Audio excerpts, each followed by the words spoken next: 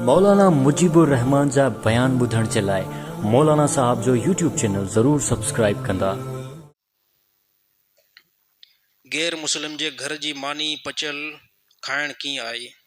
गैर मुस्लिम जे घरां जेकॾहिं अगरि मानी का पचल अचे थी, भाॼी का पचल अचे थी, उन अंदरि सोच वीचार कयो, ॾिसोसि त हराम जी जेको इहे शइ खाईंदा त न आहिनि। हराम मां छा मुराद, यानी को कुतो ॿिलो त नथा खाइनि। हाँ, को कुतो ॿिलो त नथा खाइनि, या अहिड़ो जीअं ॾिसो न चाइना वारा कुता खाईंदा आहिनि न, त हाणे इहो कुतो त असां वटि खाइणु हराम आहे न। या अहिड़ियूं शयूं जेके बाज़ अहिड़ा पखी आहिनि, अहिड़ा जेको जानवर जेके इस्लाम में उनजो खाइणु हराम आहे। जेकॾहिं अगरि कोई बि गैर मुस्लिम अहिड़ी का शइ पचाए करे ऐं तव्हां यारो हाज़ुर थो करे, इन जो खाइणु बिल्कुलु हराम आहे।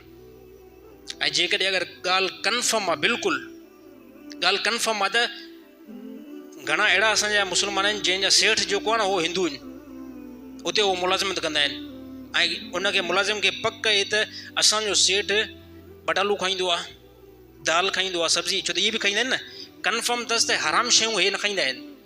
त सेठ जे हिंदू सेठ आहे न, उनजे घरां जेकॾहिं मानी पची थी अचे ऐं ॻाल्हि बिल्कुलु तस्दीक अथसि त हिन में का हराम शइ पियल न आहे, त असां खाई सघे थो, भले हिंदू जे घर जी पचियल छो न हुजे, हिंदू जे घर जे। पर जेकॾहिं हुन में का पलीती नज़र अची वई न, या को हराम गोश्त नज़र अची वियो ऐं तव्हांखे शक बि रहे थो, पोइ खाइणु तव्हांजे लाइ हराम आहे। पर ॻाल्हि हिकिड़ी कन्फर्म आहे, यार रोज़ मां वटालू वठी वेंदो आहे सेठ, या हिंदू जा या ईसाई जा, रोज़ मां दाल वठी वेंदो आहे, सब्ज़ी वठी वेंदो आहे, ऐं कंहिं क़िस्म जो इहो अहिड़ो गोश्त न आहिनि खाईंदा जेको इस्लाम में हराम आहे, त बिल्कुलु जेको हुन सां खाई सघो था। कंहिं क़िस्म जो हुनजे अंदरि मामानत न आहे, चाहे हिंदू जे घरां छो न अचे।